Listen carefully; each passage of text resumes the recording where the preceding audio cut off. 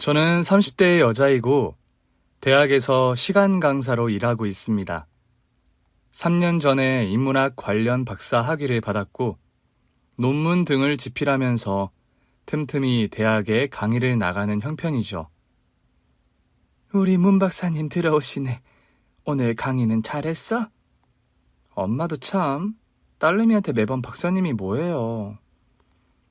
박사를 박사라 부르지 그럼 학사라 부르랴? 엄마, 내가 학위 받은 게 그렇게 좋으세요? 좋다마다. 우리 박사님 딸이 엄마 인생 최고의 자랑인걸. 저희 식구는 엄마와 저, 달랑 2명입니다. 아빠도 안 계시고 다른 형제자매도 없거든요. 엄마는 제가 어려서 홀몸이 되셨고 그 이후로 30년 넘게 저를 혼자 몸으로 억척스럽게 키워내셨습니다. 딱히 자랑할 거 없이 공부 하나는 제법 잘하던 제가 학위를 받고 시간 강의하는 걸 무척 자랑스러워 하시는 엄마세요. 엄마, 제가 빨리 교수 임용이 돼야 할 텐데 그래야 우리 엄마 호강시켜드리는데 걱정이네요. 지금도 엄마는 차고 넘치게 호강 중이다. 그리고 시간 강사도 교수님이나 매한가지지 안 그래? 제가 뭘 하든 응원해 주시고 기특해 하시는 고마운 엄마십니다. 저를 키우느라 헌신하신 엄마의 희생을 알기에 저는 자라면서 웬만하면 엄마 뜻을 거스르지 않으려고 노력하며 살아왔어요. 그런데 최근 엄마를 아주 속상하게 만드는 사건을 벌이고 말았죠.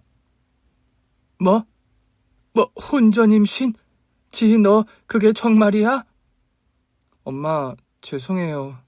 저나 그 사람이나 예기치 못했던 일이라 많이 당황스러운데 고민하다가 그래도 아기는 낳기로 했어요. 마음에도 없는 사람이랑 임신 때문에 결혼한다는 거야? 엄마, 설마요. 아무리 임신했어도 그런 이유로 결혼하지는 않아요. 결혼 전제로 사귀는 남자까지 있었으면서 엄마에게 이런 방구 말도 안 했니? 엄마가 괜히 걱정하실까 봐서요. 그리고 엄마 아시다시피 저 교수 임용 될 때까지는 결혼이나 출산 제 예정에 없던 일이고요. 너 써야 할 논문들이 산더미인데 임신하고 결혼해서 어쩌려고 그래? 다행히 그 사람 집안이 학자 집안이라 공부하는 며느리 들어오는 거 안 싫어하는 분위기예요. 학자 집안이라니 뭐하는 집안 아들내미길래? 시어머니 되실 분이 대학 총장님이고 예비 시아버지도 땡땡대학 영문과 명예교수님이세요. 그 사람도 지금 학위 받아서 교수 임용 코앞이고요. 네 말 들으니 한시름은 놓이다만 너도 똑같이 박사고 교수 될 사람인데 임신 때문에 발목 잡히는 거 아닌가 걱정이구나. 엄마, 그건 걱정 마세요. 그 사람이 안 그래도 제가 그 걱정하니까 육아도 살림도 제가 공부하는 일에 방해 안 되고 열심히 본인도 돕겠대요. 남자들 약속이 결혼 후에도 잘 실행이 되면 좋으려만 안 그런 경우들이 많으니 걱정이지. 그 사람 한 입 가지고 두말하는 성정은 아니에요. 그래, 우리 지희가 똑똑한 아이인데 신랑감도 어련히 잘 골라 쓰려고. 엄마는 우리 문 박사님 안목을 믿는다. 엄마도 참. 그런데 엄마, 정말 죄송해요. 결혼도 전에 애가 져서 엄마 체면 떨어지게 만들어서요. 아니, 그런 일로 왜 울고 그러니? 네가 미혼모 될 것도 아니고 날 받아두고 애가 들어섰다고 사람들에게는 그리 설명하면 그뿐일 일이다. 엄마, 저한테 실망 안 하셨어요? 엄마가 너에게 실망을 왜 하니? 달리 생각하니 되려 다행이다. 난 우리 딸이 좋은 나이에 너무 연구실에 틀어박혀 공부만 하며 청춘이 다 지나간다고 생각했는데 연애도 하고 남들처럼 엄마도 된다는데 반갑고 기쁜 일 같다. 엄마한테 엄청 야단 맞을 각오했는데 엄마 실망시키는 일 없이 엄마 저 시집가서도 정말 잘 살게요. 그럼 우리 지희가 누구 딸인데 당연히 잘 살아야지. 엄마는 혼전 임신을 한 저에게 타박이나 꾸중 대신 그런 말씀을 해주시는 분이었습니다. 저는 더 죄송한 마음이 들어서 결혼해서 남들 보란 듯이 잘 살아야겠다. 엄마 걱정시키는 일 절대 만들지 말아야겠다 결심을 했더랍니다. 결혼을 서둘러야 했던 상황이라서 상견례 날짜가 금방 잡혔습니다. 저는 엄마와 함께 상견례 장소로 나갔고 예비 신랑 집안에서는 시부모님 내외와 시누이가 나와 앉아있더군요. 안녕하세요, 사부인. 안녕하십니까, 사부인. 그런데요, 저와 엄마를 첫 대면하는 예비 시어머니의 표정이 뭔가 탐탁지 않은 겁니다. 뭐라고 정확히 설명할 순 없지만 묘하게 저와 엄마를 깔보는 듯한 표정이 안색에 읽혀서 식사를 하는 내내 은근히 불쾌한 기분이 드는 게 사실이었죠. 형식적인 덕담이 오간 후에 결국 가시돋친 말을 내뱉는 예비 시어머니였습니다. 사부인, 아시다시피요. 저희 집안이 학자 집안입니다. 지희가 박사학위 소지자라는 건 저희 집안에 어울린다 생각합니다만 지희 아버님은 뭐 하시는 분이었나요? 네? 우리 딸아이 아빠 말입니까? 우리 아들내미에게 듣기로는 오래전에 돌아가셨다고 들었는데 그래도 뭐 하시던 분인지는 알아야 할 것 같아서요. 아, 지희 아버지요? 그게 좀... 아빠 이야기가 나오자 당황한 기색을 보이시며 말끝을 흐리는 엄마셨습니다. 저희 집안이 대단한 부자는 아니어도 그래도 명색이 3대가 학자 집안입니다. 석학들이 이렇게 대를 이어 나오기가 쉬운 일은 아니지요. 네, 집안분들이 뛰어난 교수님들이 많으시다고요. 네, 그러다 보니까요. 아무리 혼전 임신이라지만 근본도 모르는 며느리를 드릴 수는 없어서요. 엄마, 지금 그게 무슨 말씀이세요? 지희가 왜 근본이 없어요? 제 남자친구가 나서서 언성을 높이며 예비 시어머니에게 한마디 하더군요. 그렇다고 제 남자친구의 그런 저지가 예비 시어머니의 돌직구를 막지는 못했습니다. 넌 좀 가만히 있어라. 상견례 자리에서는 원래 어른들끼리 주고받는 말들이 있는 법이야. 그래, 영석이 넌 좀 가만히 있어. 시아버지까지 나서서 탐탁지 않은 눈빛으로 저를 보면서 남자친구를 만류하는 겁니다. 저는 순간 며느리로서 환영받지 못하는 제 처지를 피부로 느꼈고 임신했다는 이유로 이런 결혼을 해야 하나 하는 회의감마저 느껴질 지경이었죠. 무엇보다 저희 아버지 신상을 캐물으면서 저희 엄마를 죄인 취급하는 그 거만한 태도가 불쾌하기 짝이 없더군요. 저기요, 미혼모로 지희 낳아서 고생하신 건 알겠는데요. 지희의 친아버님이 누군지는 알려주세요. 그런 말을 하면서 저희 엄마를 똑바로 쳐다보는 시어머니였습니다. 그러세요? 그렇게 우리 지희 친아버지가 궁금하시다니 알려는 드려야겠습니다.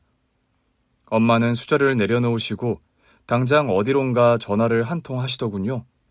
그리고 30분이 채 안 되어서 한 노신사가 상견례장 안으로 등장했습니다. 그리고 그 노신사의 등장에 상견례장은 아주 발칵 뒤집어지고 말았습니다. 노신사가 대체 누구였길래 그런 상황이 벌어졌냐고요? 네, 그 노신사는 바로 저의 친할아버지, 그러니까 아버지의 아버지였습니다. 안녕하십니까. 여기 문지양 할아비 되는 문철용이라고 합니다. 문철용 이사장님 아니십니까? 안녕하시오, 전말숙 총장님. 아니, 문철용 이사장님께서 우리 예비며느리 친할아버지란 말씀이세요? 그렇소. 우리 손녀딸이 전 총장 며느리가 된다는 말은 미리 들어 알고는 있었는데 괜히 부담을 줄까 봐서 오늘 이 자리에는 내가 참석하지 않았습니다. 이사장님이 어서 들어오십시오. 여기 자리가 상석이니 이리 앉으시고요. 시아버지까지 자리에서 벌떡 일어나더니 쩔쩔매며 어쩔 줄 모르는 모습을 보이는 겁니다. 시어머니께서는 식은땀까지 흘리면서 본인의 거만했던 태도를 후회하는 게 한눈에 보이더군요. 아니, 그럼 문 총장님 아드님이 지희 친아버지였단 말씀이세요? 저는 그런 줄도 까맣게 모르고 실례를 범했습니다. 아닙니다. 모르시면 그럴 수도 있죠. 그리고 제가 젊어서 지희 아버지와 이혼하다 보니까 지희 할아버지께서 오늘 이 상견례 자리에 오시는 걸 고민하다 마다하신 겁니다. 아니, 그래도 다른 것도 아니고 제가 총장으로 몸담고 있는 대학의 재단 이사장님이 저희 예비 며느리 할아버님이었다니요. 쩔쩔 매면서 저희 엄마 손을 잡고 사죄를 구하는 예비 시어머니였습니다. 사부인, 제가 이런 배경도 전혀 모르고 친아버지 운운하면서 실례를 범했습니다. 제 무례를 부디 용서해 주십시오. 저 역시 사죄드립니다. 저희가 명생이 학자 집안이다 보니 며느리감 집안 배경에 예민할 수밖에 없었습니다. 결례를 범해서 너무 죄송합니다. 아닙니다. 여자 한 명이 잘못 들어오면 3대가 망한다는데 조심 또 조심해야 한다는 강박이 있으셨을 겁니다. 아들 가진 입장에서 그러실 수 있다 생각해요. 시어머니와 시부모님은 몇 번이나 고개를 조아리고 사과를 하는데 실소가 나올 뻔한 것을 겨우 참았습니다. 이런 오해가 불거질까봐 안 그래도 제가 오늘 자리에 참석을 해야지 했는데 제 불찰이네요. 아닙니다, 이사장님. 그런 가정사가 있으시면 당연히 그러실 수 있죠. 아차, 내가 가정사 운운하면서 또 말실수를 했나요?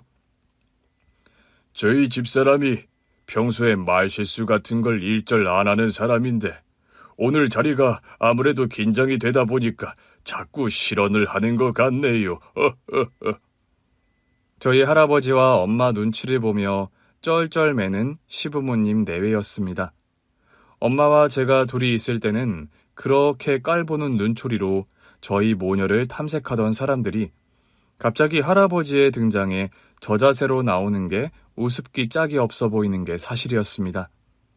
집안 배경이며 뒷배라는 게 뭐길래 사람을 저런 조건으로 재단하고 한순간에 태도가 바뀌는 걸까 싶은 생각이 들면서 씁쓸한 기분이 드는 게 솔직한 심정이었습니다. 재단 이사장인 든든한 배경의 친아버지를 두고서 왜 그런 사실을 꽁꽁 숨기고 상견례장에 나왔냐고요? 그런 의문을 가진 분들이 있으실 걸로 압니다. 처음부터 집안 배경을 오픈했더라면 엄마와 제가 상견례 자리에서 그런 모멸을 당할 필요도 없었을 테니까요.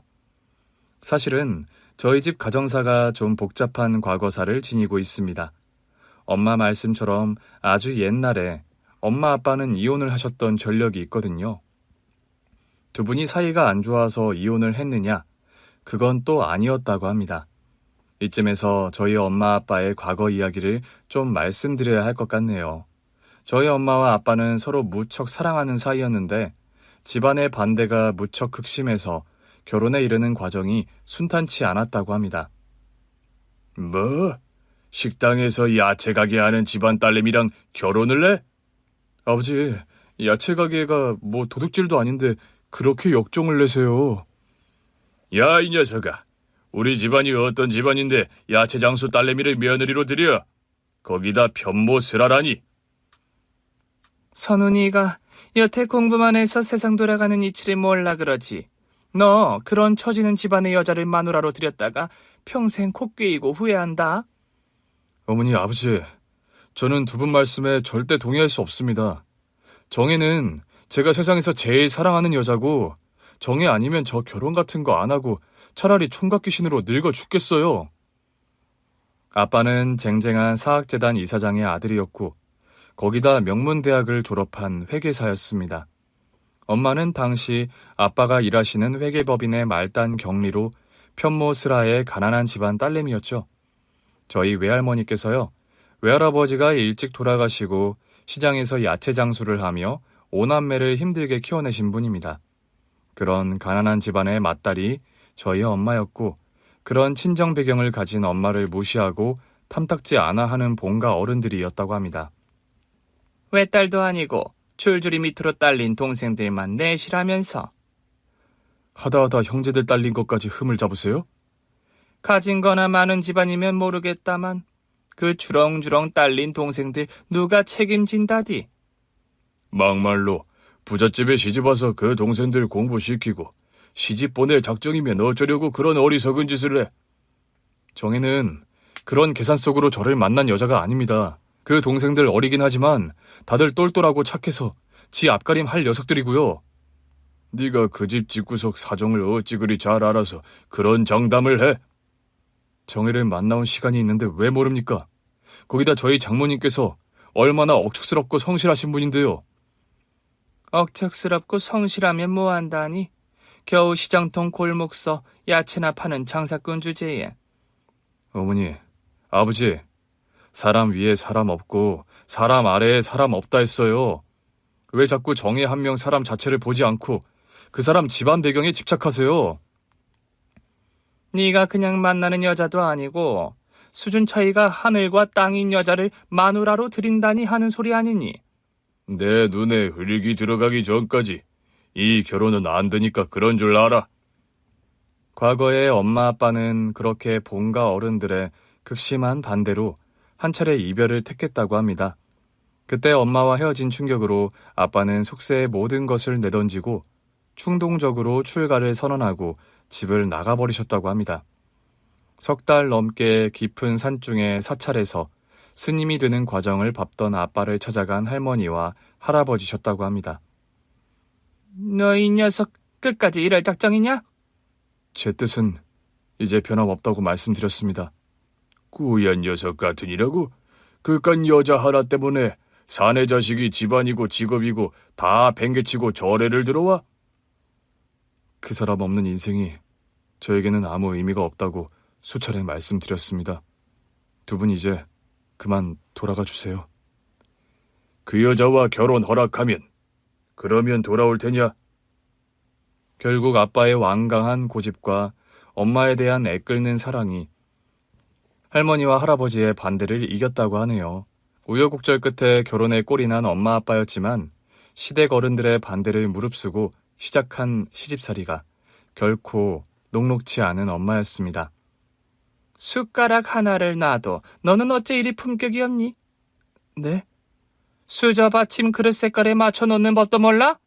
하긴 그런 궁색한 살림의 수저 받침 같은 걸 써보기나 했을라고.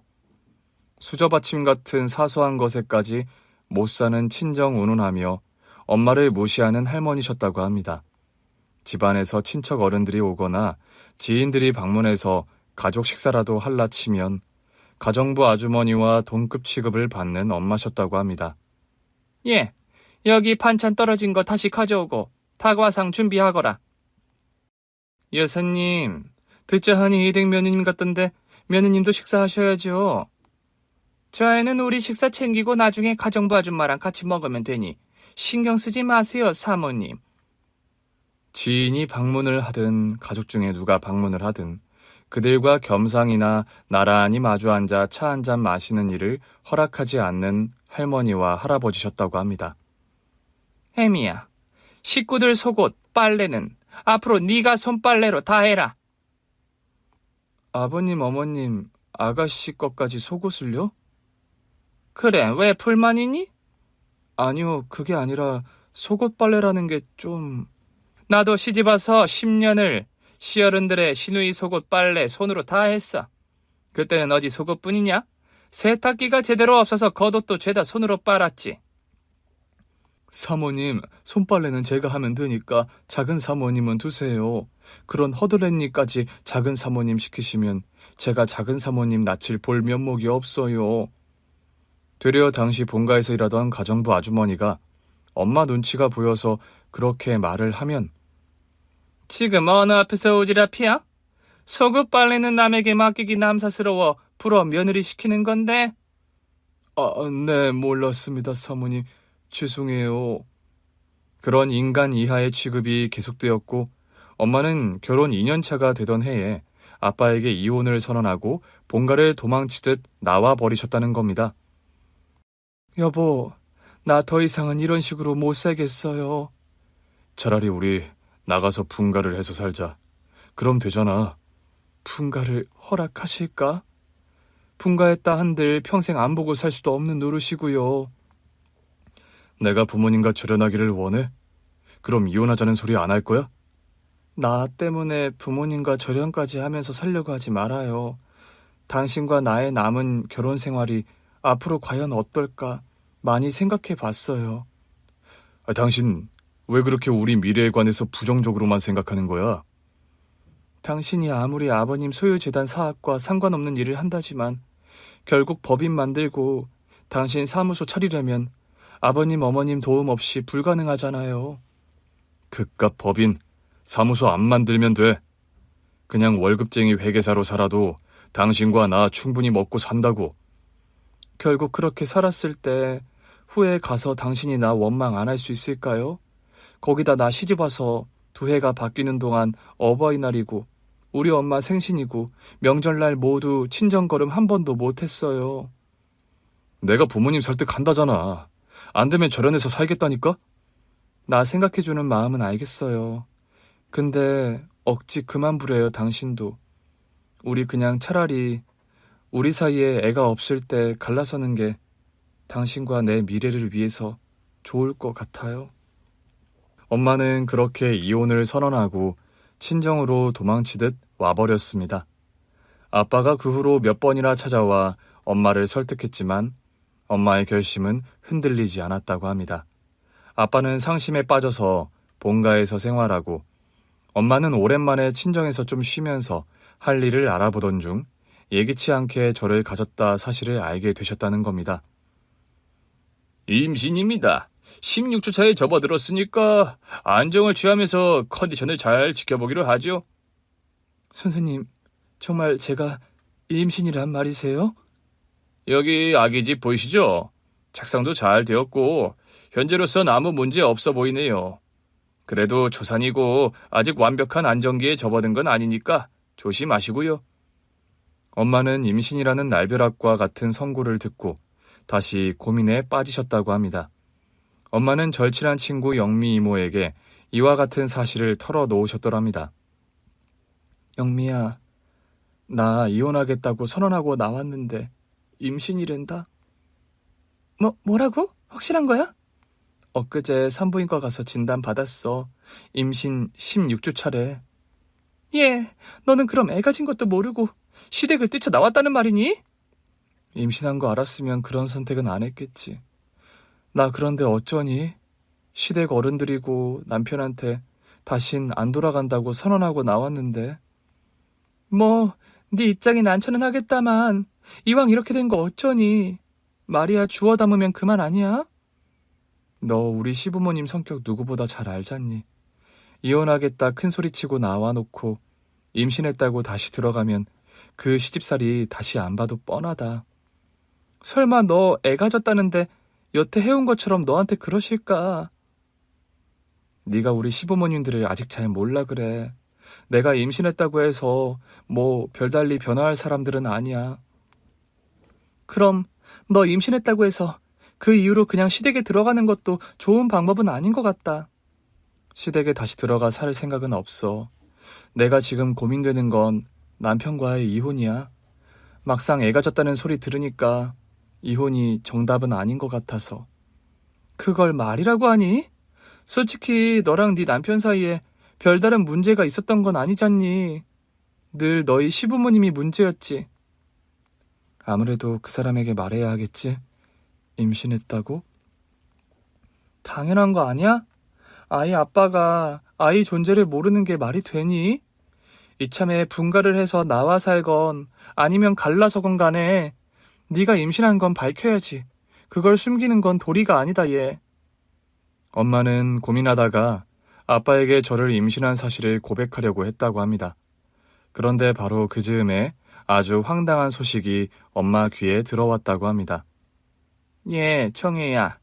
너 요즘 시댁에서 나와서 친정에 산지 오래됐다며? 그렇긴 한데 그런 소문이 벌써 났다는 거야?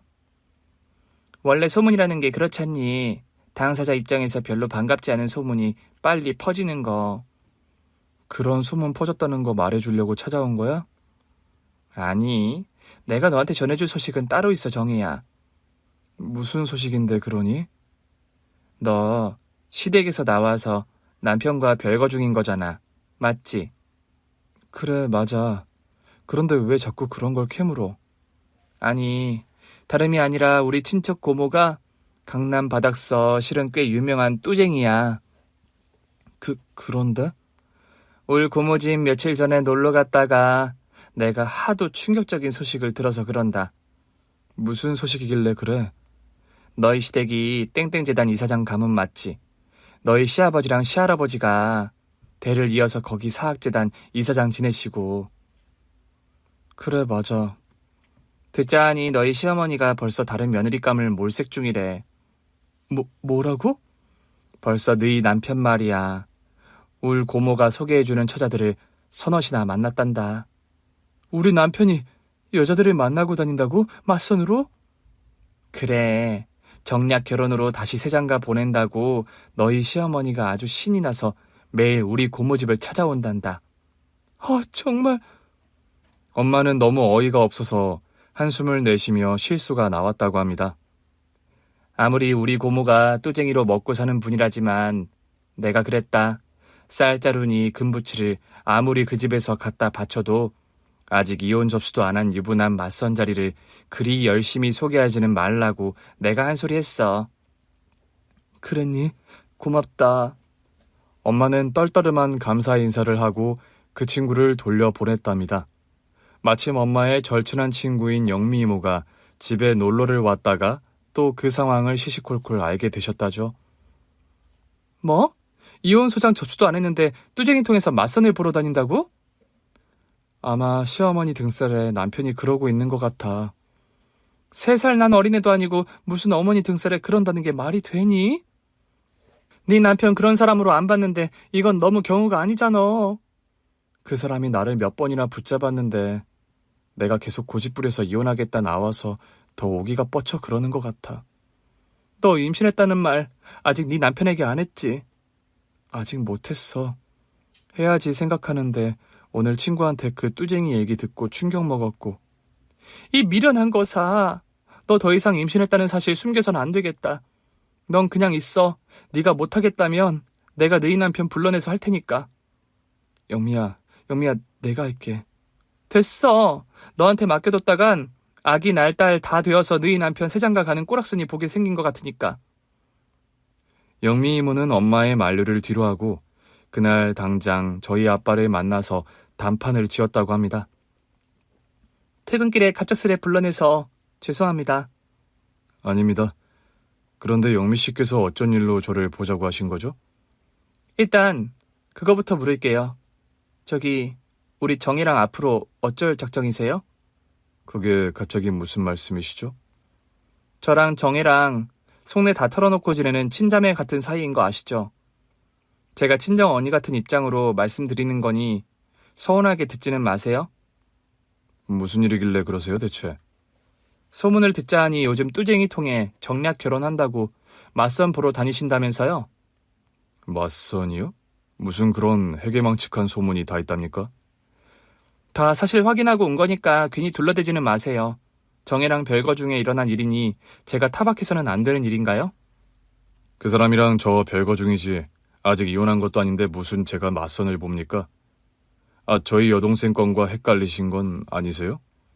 제 여동생이 홍기가 꽉 차서 요즘 저희 어머니 성화로 하루 걸러 선자리에 불려나가니까요. 그럼 사실은 그런 걸로 해두겠습니다. 저희가 오해한 거면 되려 더 다행이네요. 정혜, 제 집사람에게 무슨 일이라도 있나요? 동재 씨는 정혜랑 계속 부부의 연을 이어갈 생각이세요? 그걸 말이라고 합니까? 제가 다시 집으로 들어오라. 그게 싫으면 이혼 말이라도 취소해달라고 몇 번이나 부탁해도 싫다고 친정에 있는 게 집사람이에요. 시집살이를 그렇게 못 견뎌하는데 그만 분가해서 나오시는 게 어때요? 제가 그걸 집사람에게 말 안 해봤을 것 같으세요? 분가하겠다, 부모님과는 절연해서 살겠다 해도 그것도 반대하는 집사람입니다. 그건 정혜가 현실적인 걸 걱정해서 그러겠죠. 아무래도 지금 동재 씨가 하는 일이 시부모님 서포트가 있어야 더 좋은 일이니까요. 전 애진작 그런 거 다 필요 없다고. 정혜에 너만 있으면 된다고 수백 번은 얘기했어요. 답답하다는 듯 커피숍의 테이블을 쾅 하고 내리치는 아빠였다고 합니다. 그래요. 동재 씨 진심은 충분히 알겠으니까 말씀드리죠. 정혜요.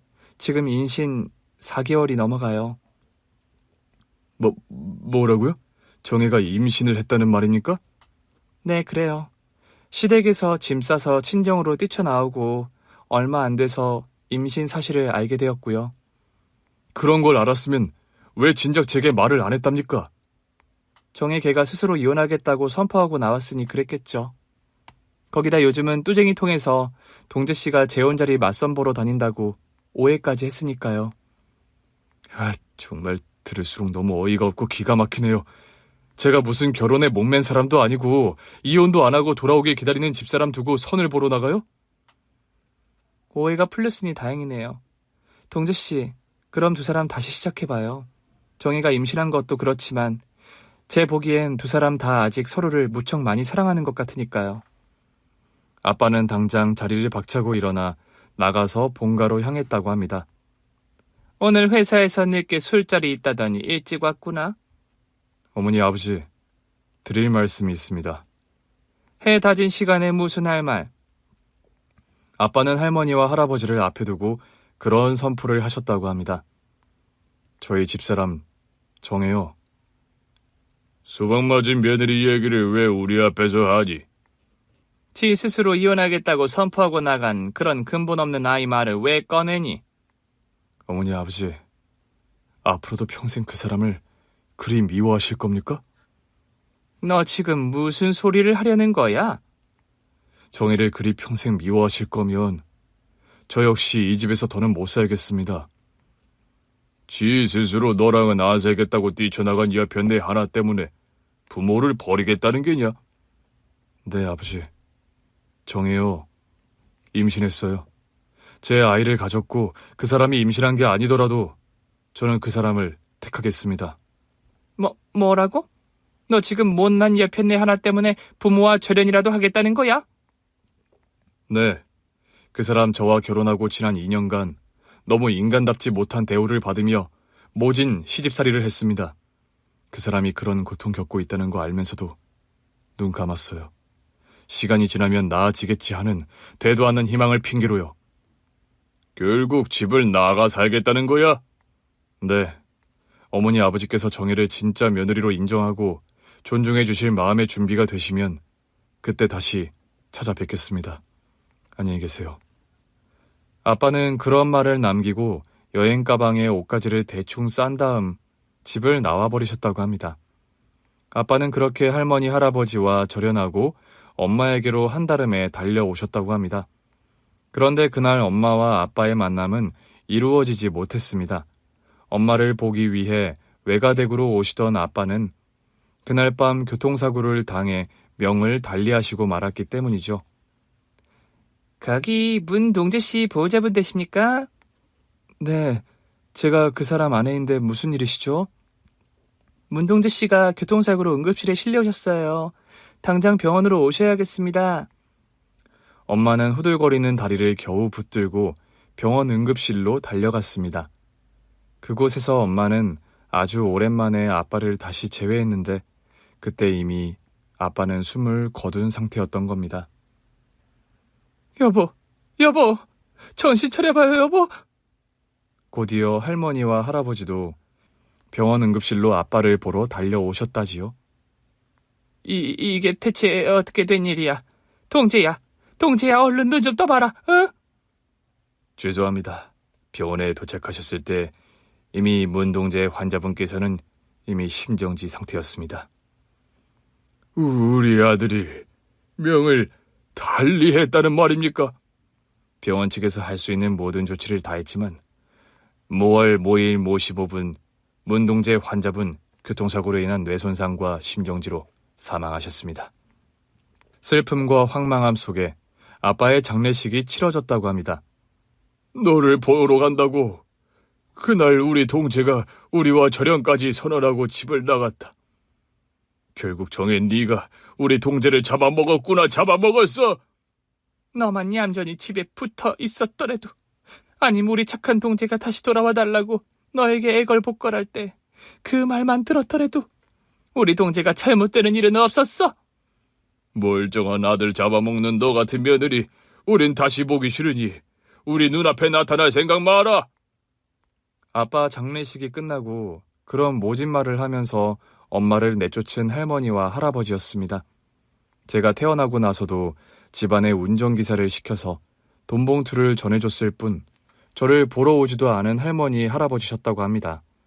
저는 그렇다 보니까 어려서는 아빠도 할머니, 할아버지도 아예 안 계신 분들인 줄 알았죠.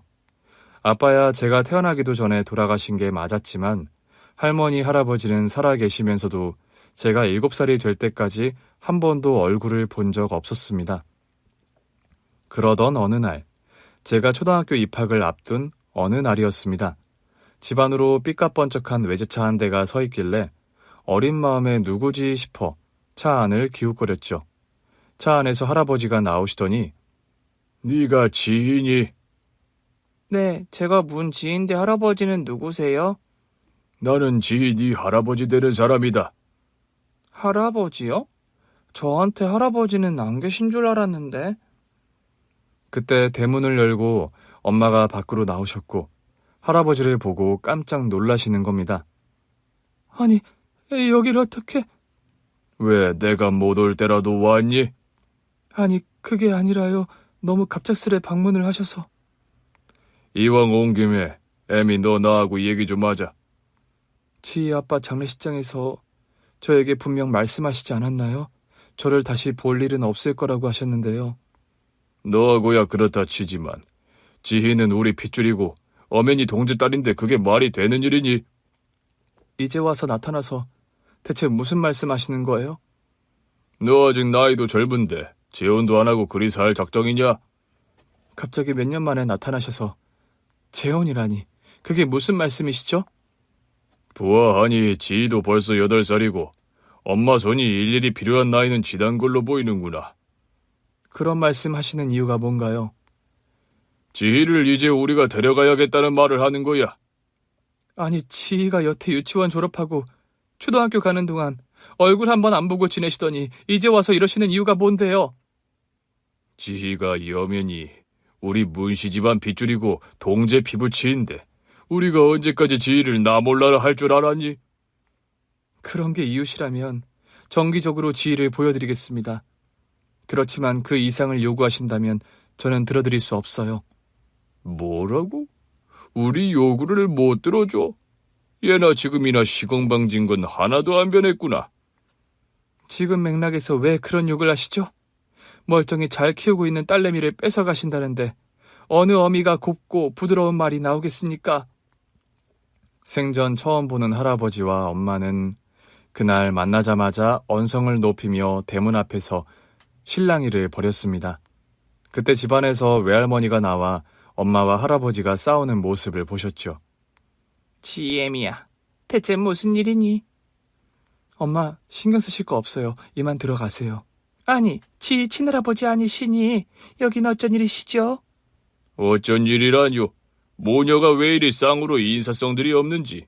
할아버지가 소녀딸 보러 온 게 뭐 이상한 일이라도 된답니까? 듣자 하니 말을 너무 우습게 하시네요. 우리 지 태어난 게 엊그제인가요? 1년 전인가요?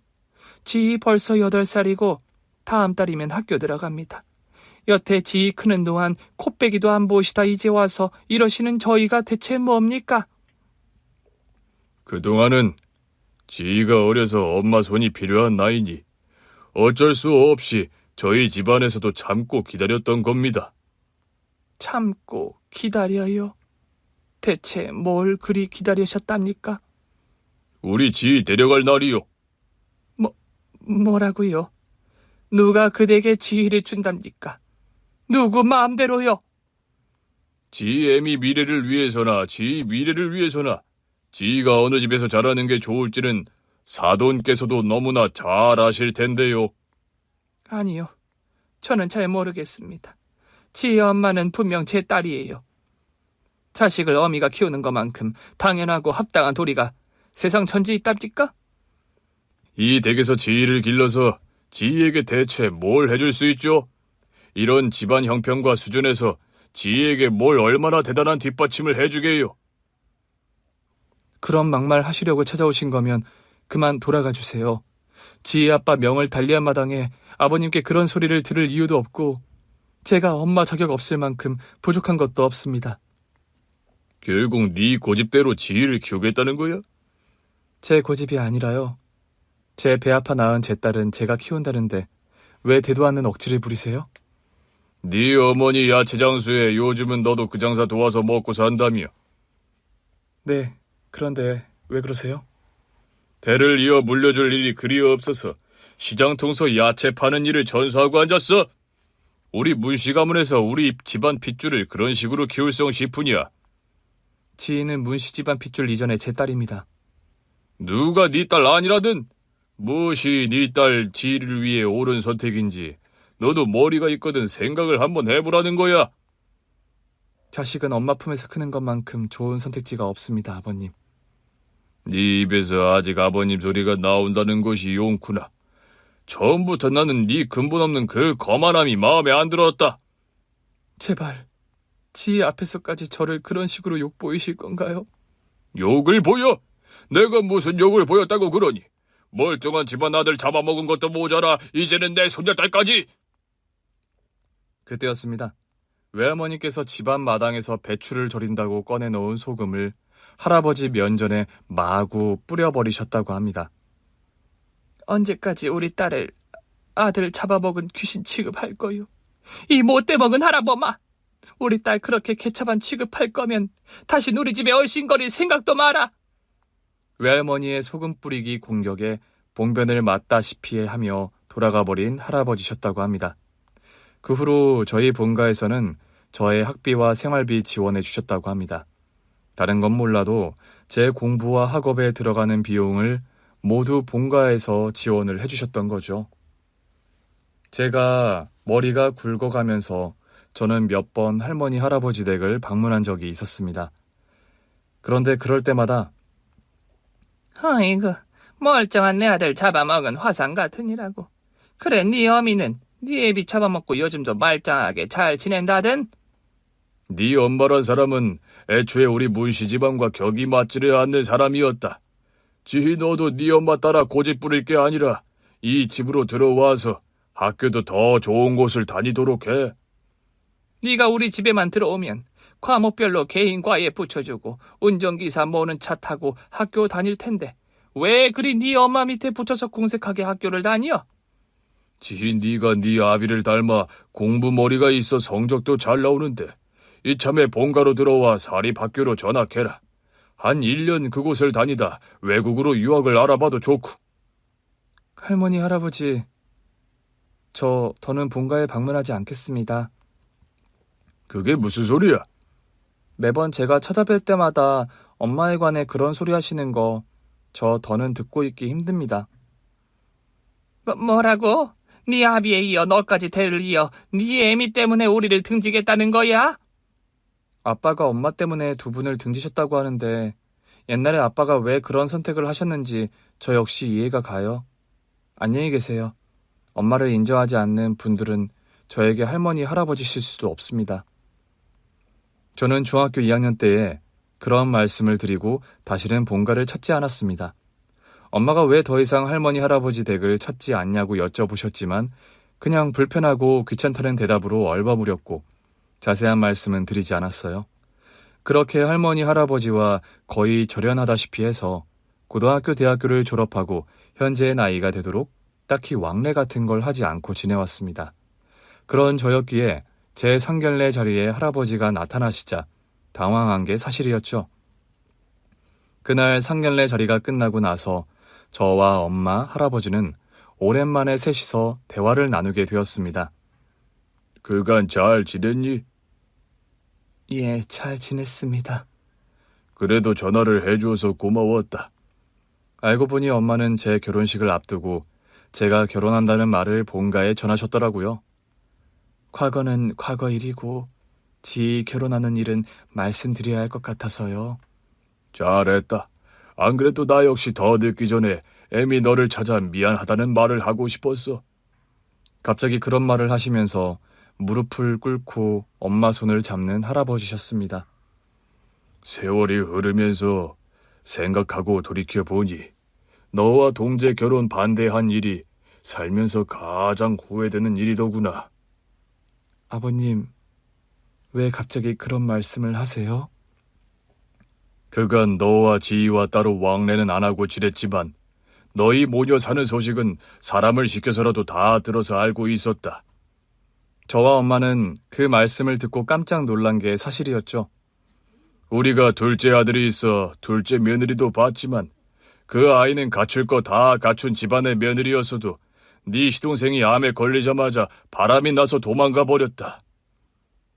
작은 아주버님이 그런 일을 당하셨다고요? 그래. 그런데 너는 지희를 키우며 그 흔한 주문 한 번 없이 홀몸으로 재혼도 하지 않고 지희를 키워왔다는 걸 나도 네 시어머니도 다 알고 있었어.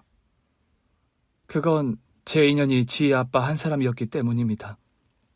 네가 말은 그렇게 하겠지만 어디 여자 홀몸으로 아이를 키우는 게 쉬운 일이냐? 네가 우리 집에서 딱히 재산 한 푼 받은 것도 아니었는데. 애초에 재산이나 조건 같은 거 보고 지희 아빠와 결혼한 게 아니었습니다. 그러게 말이다. 지혜미 너의 진심을 이렇게 많은 시간이 지나서야 알게 되었다니 그게 비극이다. 부디 지난 시간 나와 네 어머니의 모자람과 과오를 용서해다오. 그런 말을 하면서 엄마와 제 손을 꼭 잡고 눈물을 흘리는 할아버지셨습니다. 할아버지네 얘기를 듣고 보니 작은 아버지가 결혼한 여자가 명문가의 돈도 많은 집딸이었는데 아주 별로인 사람이었다 하더군요. 신혼 초부터 춤 배우러 다닌다, 허구한 날 쇼핑 다닌다 하며 집에 붙어있는 날이 없던 가정에 충실하지 못한 여자였다고요. 작은 아버지는 5년 전 암 투병을 하다 돌아가셨는데 작은 아버지가 투병 중에 이혼 소송을 해서 할머니 할아버지가 큰 충격을 받으셨다고 합니다. 뒤늦게 저희 엄마의 아빠에 대한 진심과 사람됨을 알아보신 할머니 할아버지가 용서를 구하신 거였죠. 저도 두 분의 진심 어린 사과를 알아봤기에 본가와 왕래도 다시 시작하게 됐습니다. 얼마 후에 제 결혼식을 올리게 됐고 저는 버진로드로 돌아가신 아빠 대신 할아버지의 손을 잡고 걸어가게 됐어요. 그 모습을 보며 엄마가 손수건으로 하염없이 눈시울을 훔치는 걸 저는 보고야 말았습니다. 제가 결혼식을 마치고 신혼여행을 다녀오고 무사히 건강한 사내아이를 출산하고 얼마 안 되어서 할아버지께서 수천하셨다는 연락을 받았습니다. 저는 100일도 안 된 갓난아기를 등에 업고 할아버지 장례식장을 찾았어요. 돌아가시면서 상당한 지분의 유산을 저뿐 아니라 엄마에게도 상속해 주신 할아버지셨습니다. 임종 전에 엄마를 불러 그런 유언을 하셨다는 할아버지십니다. 애미야, 미안했다. 다음 생이라는 게 있다면 그때 다시 내 며느리로 태어나 주렴. 이번 생에 못다한 시애미 도리를 그때라도 다 해보려고 한다. 평생 우리 지희 잘 키워내느라 수고 많았다. 할아버지 장례식장에서 엄마는 아주 오랫동안 오열을 하셨습니다. 할아버지, 그곳에서 아빠와 만나 무슨 말씀을 나누셨나요? 한 번도 뵌 적 없는 아빠지만 늘 그립고 보고 싶다는 제 심정을 대신 전해주시겠어요? 엄마도 아빠를 평생 그리워하며 살아오셨는데 엄마가 아빠 얘기가 나오면 늘 하시는 그 말씀도 좀 전해주시면 좋겠습니다. 여보, 나 만나러 오는 날 사고 당하게 해서 미안해. 내가 좀 더 마음을 열었더라면 당신이 그리 황망하게 가지 않았을 건데 마음에 없이 갈라서자는 말 한 것도 용서해 줘요. 내 인생의 남자라곤 그래도 당신 하나였으니 그거면 좀 당신 마음이 풀릴까요? 평생 아빠 한 분만을 해바라기 하며 살아오신 엄마입니다. 그런 엄마의 진심이 가 닿는다면 아빠의 마음도 조금은 달라지겠죠? 진심은 통한다는 말이 있지만 때로 어떤 진심은 그 마음이 상대에게 가서 전해지는데 평생이 걸리기도 하는 것 같습니다. 저희 엄마의 진심이 할머니, 할아버지에게 가 닿는 시간이 그랬고 또 하늘나라에 계신 아빠에게 가 닿는 시간이 그랬던 것 같아요. 여러분의 귀한 진심은 부디 오해와 지연 없이 사랑하는 분들에게 빨리 가 닿길 기원해 봅니다. 그런 행운이 여러분의 가정에 가득하시길요. 긴 얘기 들어주셔서 정말 감사합니다. 오늘 준비한 사연은 여기까지입니다. 재미있게 들으셨다면 구독과 좋아요, 알림 설정까지 눌러주세요. 그럼 저는 다음 사연으로 찾아뵐게요. 오늘도 건강하고 행복하세요.